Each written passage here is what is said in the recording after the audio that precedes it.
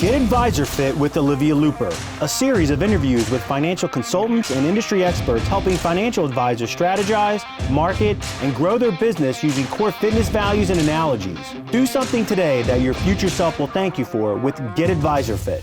Here's your host, Olivia Looper. Hey everybody, welcome back to Get Advisor Fit. I'm your host, Olivia Looper from Lexicon Content Development, and my guest today is James Pollard, the founder of the Advisor Coach, a company that helps financial advisors grow their businesses and get more clients. He is also the host of his own podcast called Financial Advisor Marketing, which is on all the major providers, iTunes, Spotify, wherever you listen to podcasts. It's actually pretty funny. I've listened to a few of them myself, and I subscribe to James' emails. James is somebody that I am excited to have on my show today because when I first started in the financial services niche, he was somebody that I turned to and learned a lot from. I mean, I have personally purchased some of his products. The dude knows what he's talking about. So I'm thrilled and honored to have you here today. Why don't you go ahead and tell us a little bit introduction for, everybody knows who you are, but just in case. Well, thank you so much for that. And thank you. I didn't know that you bought anything. That's awesome. Thank you. I appreciate that from the bottom of my heart. You are too le fit to quit. Haha. Oh my God. So I am James, just like you said, host of the Financial Advisor Marketing Podcast. I've been helping financial advisors for the past several years. Despite my business being called The Advisor Coach, it is now more or less a publishing model. I just put it out there. That's exactly what it is, because I've discovered that I can take my own marketing skills and use them within my businesses and different parts that the public doesn't even see. I would rather do that because the stuff that I talk about actually works. I'm not just saying, oh yeah, financial advisors, you should do this thing that has never been tried and nobody does. So it is cool to see that people take to that well. And I'm glad that they do. I don't really stress out about making the podcast super professional because I don't need to. So whatever happens in this show, I'm sure it will be very good. Thank you. Yeah, no, I personally enjoy the podcast because it isn't super professional and just, no nonsense, get to the point. So definitely have learned a lot from you over the years. What's interesting, I think, you mentioned when we first got on the phone that you were surprised that I wanted to have you on the show. And I'm not really sure why that is, but I'm glad that you're here. And I will say that, sometimes I get your emails or read things that you write. And sometimes, at first, at least on the surface, sometimes they seem that some of your advice seems like contrary to what would be promotional for my own business, such as financial advisors should do their own marketing or shouldn't outsource their own marketing. So I would like you perhaps to expand on that. Maybe we could touch on, what financial advisors get wrong about outsourcing. So outsourcing is a tricky subject. It's something that it's one of the only subjects that I kind of sort of dance around because it's very hard to explain in an email. If I only have 300 or 400 or 500 words to capture someone's attention, it's difficult. It's very difficult because outsourcing is such a large topic. But I will tell you, when I tell financial advisors not to outsource their marketing, here's what I'm really talking about. And since we're on a show, I can talk and explain. This is very helpful for both me and you and the advisors listening. So there's a gentleman named Dr. Hal Gregerson, and he did a study with two of his colleagues where they analyzed more than 3,500 executives and 25 exceptional entrepreneurs, people like Jeff Bezos, like billionaires who are actually really running successful businesses. So you have 3,500 executives and then 25 of the best entrepreneurs in the entire world. What they found was that at most executives who are just drop dead average, they don't feel responsible for the strategic part of marketing. They outsource it all. They're just like, yeah, you do this thing, you minion or peasant or whatever they're thinking in their mind. But the top entrepreneurs and the absolute top executives who are crushing it compared to everyone else, they do not delegate the creative work. They delegate marketing tasks, things that can be repeatable, things that can be executed, but they do not delegate the creative work. Does that mean that people should not hire creative people? Absolutely not. It means that the financial advisor, if they are like these top executives, if they're running a big business or they aspire to run a big, successful business, whatever that means for them, is that in their mind, they need to make a decision. Wow, I should have X, and whatever X is, whether it's a podcast, whether it's a blog, whether it is social media initiatives, they need to come to that conclusion, because when they come to that conclusion, it means that it will fit within the context of their business. These people they're creating a puzzle. The business is the puzzle. The executive, the financial advisor, the solopreneur, the business owner is the person who is putting the puzzle piece in place, but it is up to the executive to make sure that the puzzle piece fits. The puzzle piece could be someone like you. It's incredibly important for financial advisors to, if it makes sense within their business, to hire someone who is skilled at whatever task they need, whatever puzzle piece they need. That piece needs to play its part well. And if someone comes to the independent conclusion that they need writing, they need content services, they need social media, whatever, then they can hire that out. But they should not just. One of the things that I say in one of my programs is that people should never outsource the marketing reins. What I mean is when you say, hey, you decide everything that I'm going to do with my business, they give the responsibility to someone else. That is a mistake, because the other person, whether it be a marketing assistant, whether it be a marketing manager, whether it be an agency, they do not know every little nook and cranny, every goal that you have for the business. So at the end of the day, the decision has to be you. But it is absolutely fine to delegate the marketing task as you see fit, but you cannot delegate the creative thinking. I hope that makes sense. Yeah, that totally makes sense. And there's 2 points that I wanted to talk about on that is something interesting happened personally. I knew that this time of year was going to be exceptionally busy for me in my business. So I played around with the idea of having somebody else create some digital assets for me and manage my social media. And the woman who I respect, immensely, she runs a great marketing business. She deals a lot here in South Florida with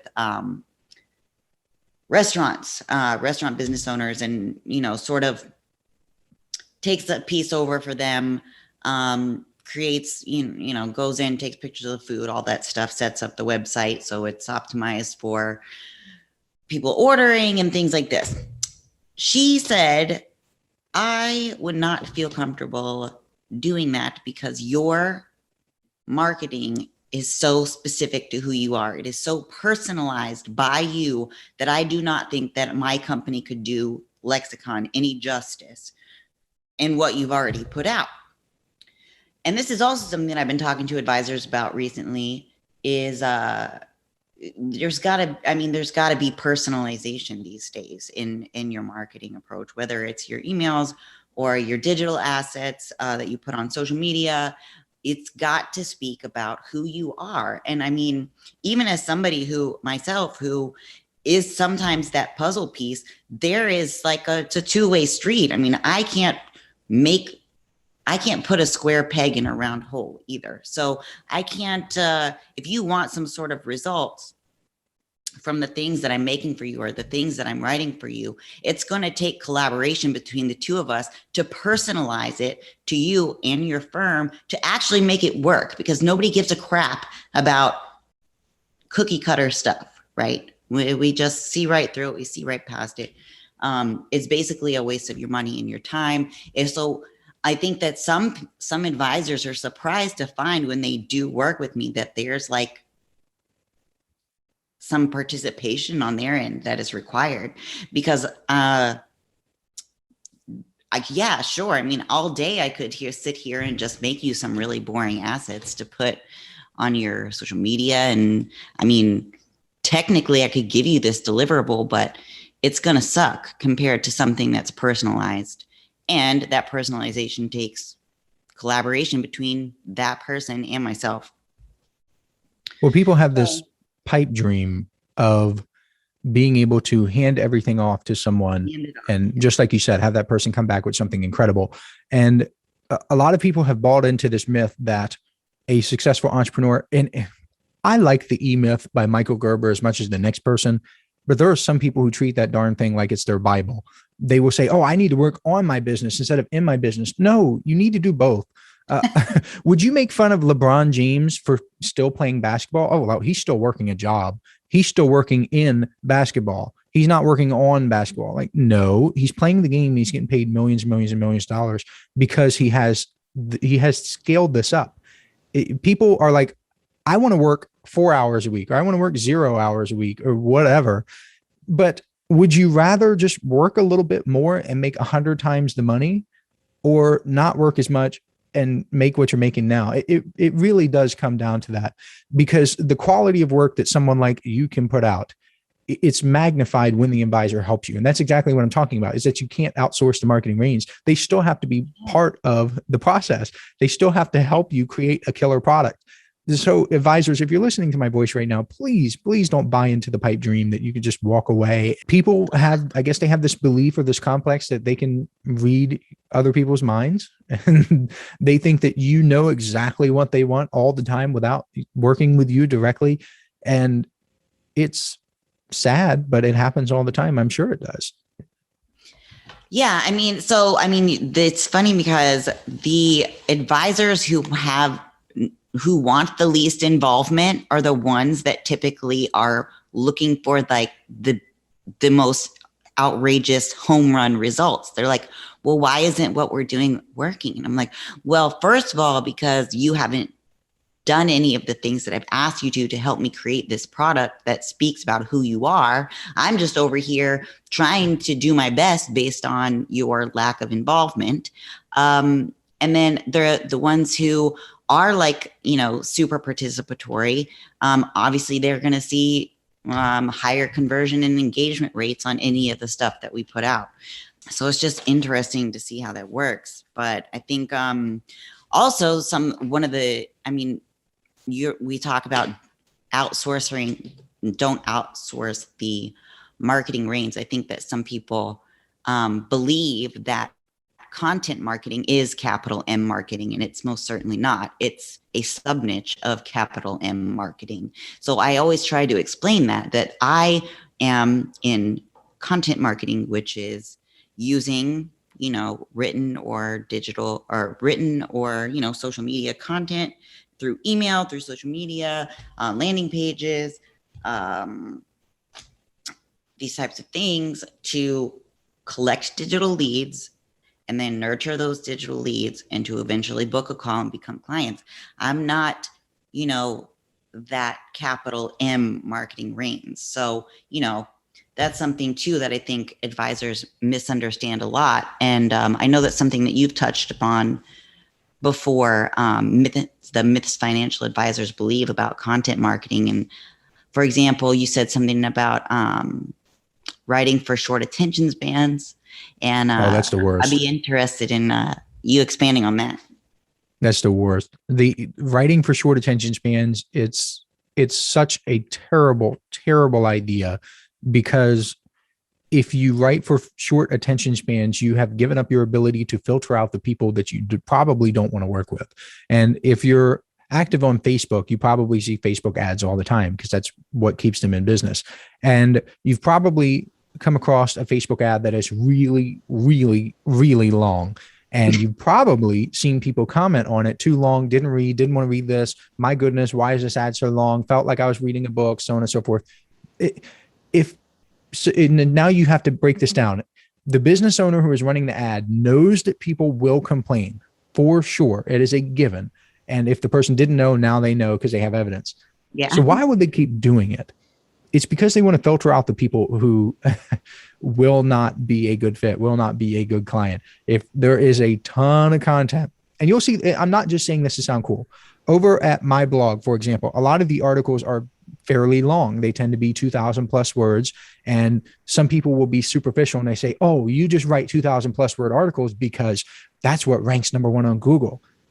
Yes and no, not really. Yes, the average on the first page of Google is 2,300 words. Yes. But the reason that people don't consider is because I have an email opt-in at the bottom of every blog, and the quality of subscriber that I get compared to someone else who has a 500-word blog, it's infinitely higher. And it allows me to look at my numbers and be far more accurate than other people. And to bring this down to financial advisor terms, one of the pieces of advice that I'm going to give to financial advisors in my world at the end of the year is to get rid of the people who have had meetings with you in the past, but haven't committed, or they haven't given you a hard no, like, no, I do not want to hire you. Just get rid of them. I mean, get a final answer and then move on. The reason I want them to do that is because if they look at their CRM and they see that they have 115 people who are on the fence, it's not necessarily accurate, because there's a huge percentage of people who are just not going to do business with you. Once you flush those people out, and let's say that you're left with 10 people, that's far more accurate, because you have 10 people who are almost certainly going to end up be clients of yours or to do business with you. I would rather have that number and know that these people are serious and know that they're likely to move forward than to fool myself into thinking that I have something that I really don't have. I would rather have a smaller email list that shocks a lot of people, of more qualified people who are reading, who are engaging, who are coming back to the website, who are listening to the podcast. I would rather have that than a massive email list of people who don't really engage any day of the week. And content is just a filtering mechanism that you can use within your business.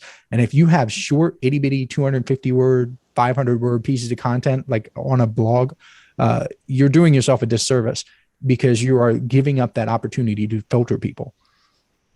I love that. Actually, I'm glad that you closed on that note, because I was going to say filter is the key word here. And this is another thing that I've been trying to drive home with advisors, which I'm sure you'll understand, which is by personalizing, the more you personalize the content that you're putting out, the easier it is for people to decide if they like you or not, right at first. I mean, and filter themselves out. So it saves you a lot of time. It saves you a lot of energy. If you're just clear about who you are, this is who we are. This is what we do. If you don't like us, don't call us, because neither of us are going to want to talk to each other anyways. And I feel like that's something that's really underrated, because advisors are so worried about cutting people out, or, it's like that whole anti-niche argument, I'm afraid that I'm leaving this whole demographic out of potential clients. Well, the thing is, you probably, and the same thing that you're talking about with the email list, the long content filters out the people you don't want anyways. So you're helping yourself by getting a more accurate representation, an email list of people that actually might want to work with you, rather than just a bunch of people that filler people. And then you can really focus on nurturing those leads and actually turning them into clients, and rather than having this whole big list that's of people that you don't actually have any idea if they're going to work with you or not.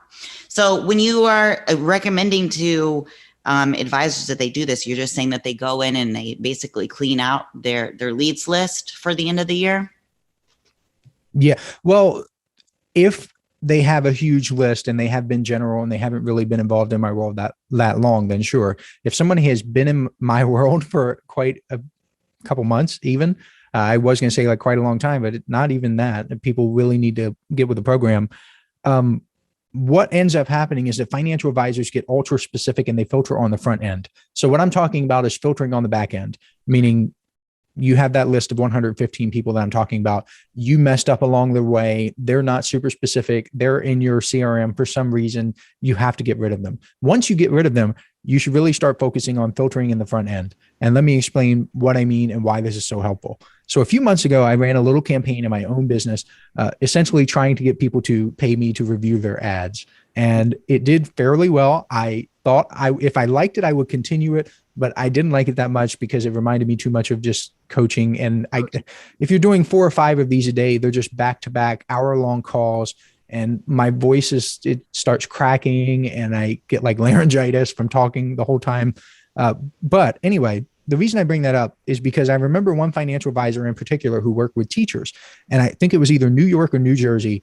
And he was running Facebook ads. And to an uninitiated financial advisor who is scared of alienating clients and they have this fear that niching down is a bad thing, this is going to terrify them. So he's working with teachers. I tell him to get even more specific because there were people in New Jersey or New York, whatever it was, who were also targeting teachers. And since Facebook is based on an auction model, if there are multiple people bidding for the same audience, that means you're going to pay more. So his costs were going up. I said, look, we're going to solve that and I'm going to pay for myself in no time. And here's how I'm going to do it. You're going to sub-niche teachers. And he was like, well, what do you mean? I was like, you're going to take teachers and you are going to target teachers who are aged 28 and under. He's like, wow, why? I said, because I just Googled the average age of first year teachers and found that it was 27 or 28. And you're going to get that cutoff and you're going to get everyone who's younger. And you're going to say, are you finally adulting? Are you starting your career as a teacher? You can't call people out on Facebook. So you can't really, it has to be said a little bit more delicately than that. Like, we help first year teachers, we help new teachers, XYZ. That's how you have to say it. But the ad was centered around that. I said, next, you're going to run another ad with teachers who are parents of teenage children or younger. And at the time, I don't know if you can still do that targeting in Facebook because they have a lot of changes since then. But at the time, you could do that. And that was all about college planning. The ad was essentially, you love children, you teach kids, whatever, you should plan for your own kids. So there's a sub niche there. Then we looked up the average age of retirement for teachers, and it turns out it's 59. So we ran an ad with teachers around that age. We say, we help teachers who are retiring soon. So if teaching wasn't niche enough, we branched it out even more. Competition is now irrelevant. It doesn't matter what the competition is doing because we have sub-niched the heck out of this. And what's even better, not only did the cost go down, but the conversions went way up because you're speaking to a very specific person. If you're showing an ad to someone who is a teacher in the state of New Jersey, who is 28 years old, and your ad is about helping new teachers, well, guess what? The statistics show that that person is probably going to be a new teacher. And it works. I mean, I don't even know what else to add. It just works. Yeah, no, that's great. I mean, the more targeted that you can make your approach. Well, be careful. Retargeting has been going away for a long time. That's another reason why people have to be more specific.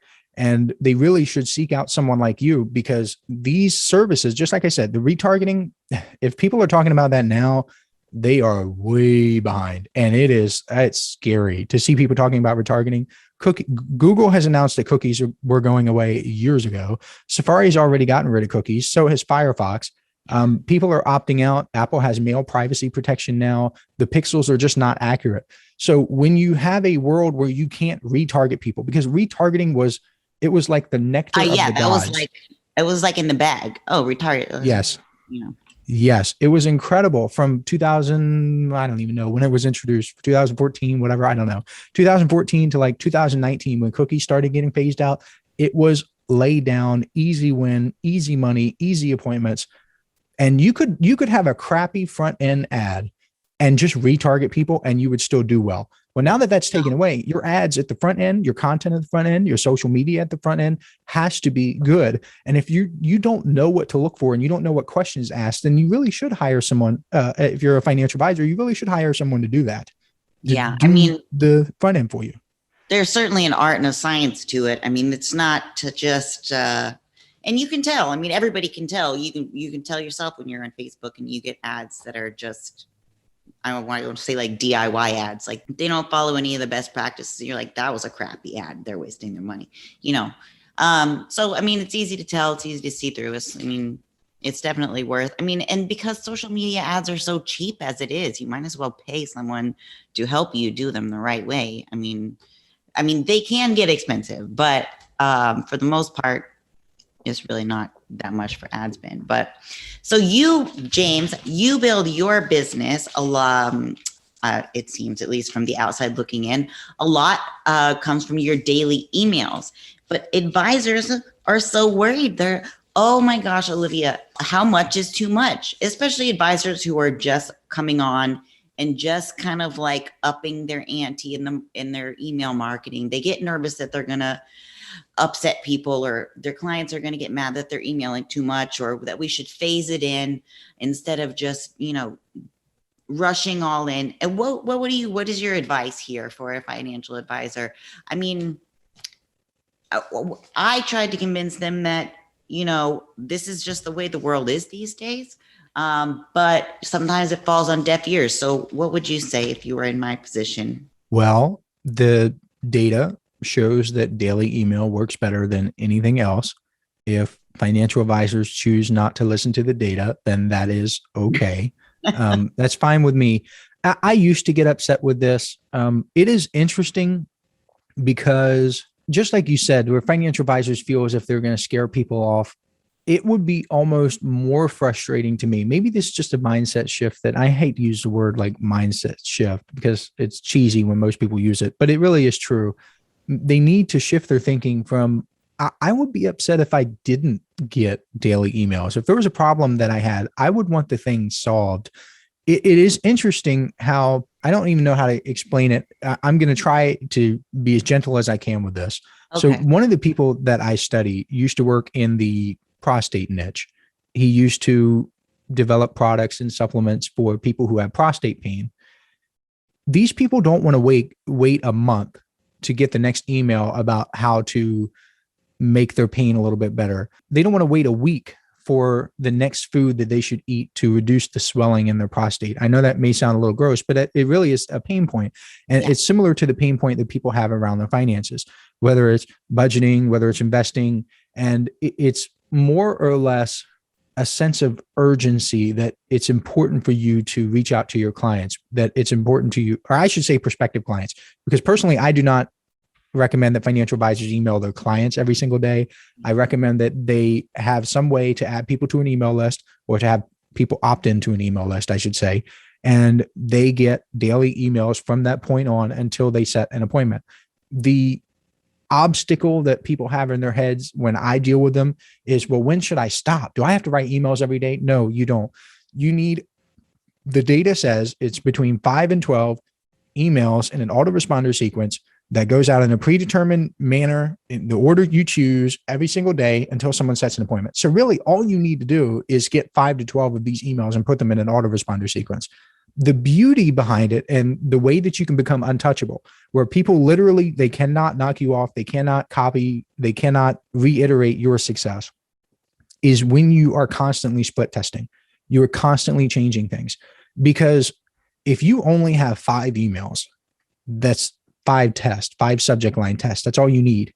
And if you do that for a month and you get a winner, then you test again, and then you test again, and you test again. Eventually you will have a campaign that is so powerful that you will want to put all your resources into it. That's another mistake, in my opinion. You should have multiple marketing strategies, but you will be tempted to do so. Yeah. So email is a beautiful thing. If people, at this point, I'm over it. If people don't believe it or don't want to do it, it's cool. Yeah, I know. I mean, to some extent, but so would you recommend obviously, yes, we want them to segment their lists so that we're not sending all of these new emails to their existing clients. So you're talking about, we just put them on the autoresponder, the new prospects who will go there. So for the other marketing materials that they're sending out, that they're going to send to their existing clients, do you think that they should phase them in, or just start the cadence and where they're going to start it and just continue on that way? I think that since they're already clients, you don't have to go as hard. You're not trying to get a commitment. So Gary Halbert, who I consider to be the greatest copywriter ever, said that most people make buying decisions like porcupines in heat. And porcupines in heat, they're only in heat for about 8 hours every single year. So during that window, they are doing whatever it takes to find a mate. And once they find a mate, or once the 8 hours is over, they could not care less about finding a mate. So if a prospective client is on your website and they opt into an email list, they are at, 2 things. Number one, they weren't convinced enough to set an appointment with you on your website. That is a for sure thing. However, they did like you enough to stay involved in your world. So they are in heat. Your clients are no longer in heat. It's goofy how I'm describing this, but No, it I is the totally way. get it. Yeah, it's just the way it is. I think if you're going to send your clients an email, send it every month, send it every week. It really doesn't matter that much. I don't think that clients necessarily would need daily emails. And I think that your resources should be put elsewhere, is like client events, appreciation events, holiday cards, stuff like that.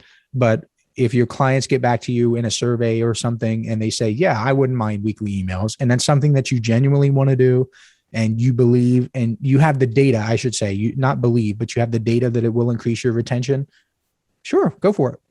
Yeah. I personally like receiving my weekly email from my advisor. I look forward to it. I get it every Friday. And, but I could be biased because I write advisor emails for a living. So maybe that's why I like to read it. But neither here nor there. I'm glad that you said the word holiday cards, because that has been coming a lot from my advisors. And they've been asking, and I'm curious about your opinion. Do you champion paper cards or over e-cards? And should holiday cards be used for anything else besides sending holiday greetings, such as asking for a referral? I love holiday cards. I love the websites, the services that print the cards for you in bulk as if they are handwritten. I am a champion of handwritten cards. I used to write them out myself. I have a bunch in the storage room that's like 2 walls past over here that are left over from previous years, before I discovered that there are services that will do this for you. When you get to a point where you want to send holiday cards out to 300 or 400 people, at least minimum, like I do every single year, I'm probably going to have 500 plus this year that I'm sending out.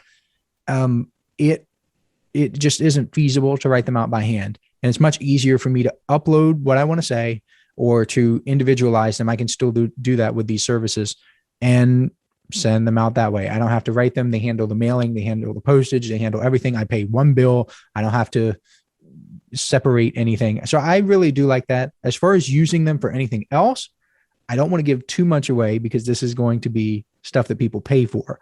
But there is a way to use holiday cards where in the PS of your holiday card, there's something that you say that gets people to either, these are the people that I'm talking about who are on the fence, who haven't said yes, and they haven't said no.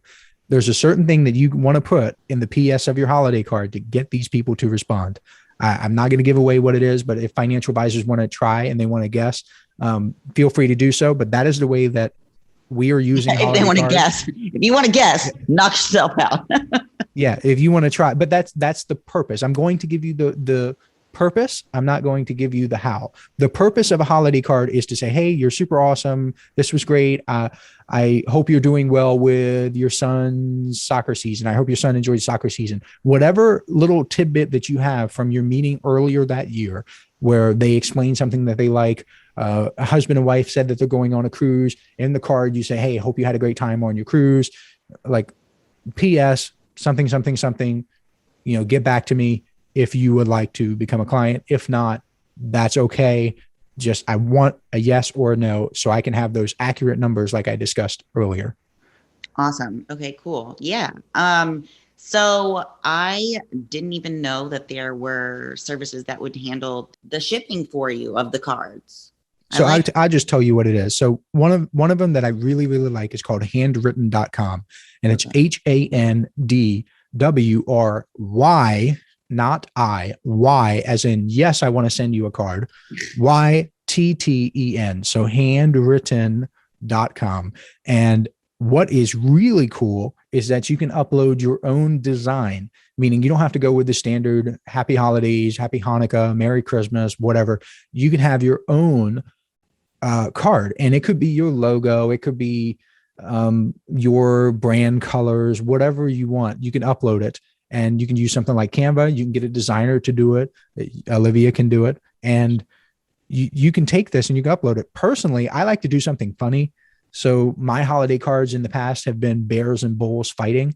So I would send that to a financial advisor. It's really funny. They have like a candy cane and they're like sword fighting. It's like a Star Wars thing. Or fighting with lightsabers. So you have a bull on one side and a bear, and then the background is the stock market charts. So they love that. And they comment on it and they respond. They're like, oh my goodness, I've loved your card. Like, where did this design come from? We created it. So that would be the way to do it, is to have a service like that. And sometimes they give you bulk discounts.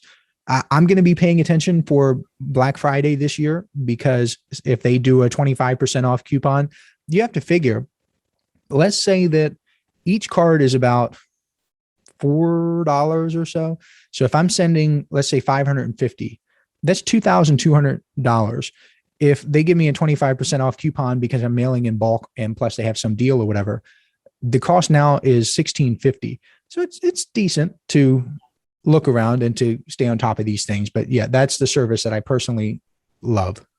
Yeah, no, I think that's really cool. Thank you for sharing that. That's definitely what I forgot to mention this. So Handwritten also has a service, and this is an additional charge on top of the gift card, but they have the ability to include gift cards within the cards as well.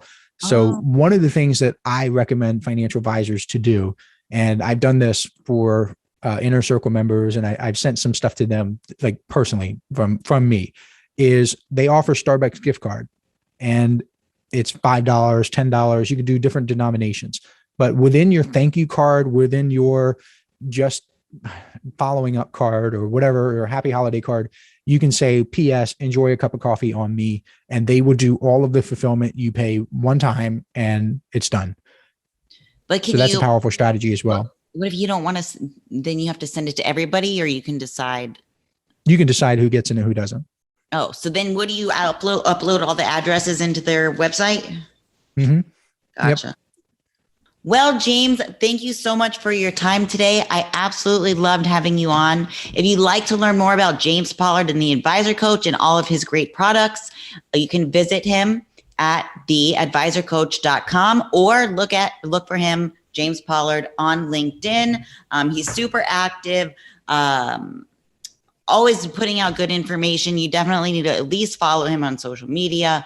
If nothing else, if you'd like to learn more about my business, please visit lexiconcontentdevelopment.com or connect with us on Instagram, LinkedIn, or Facebook.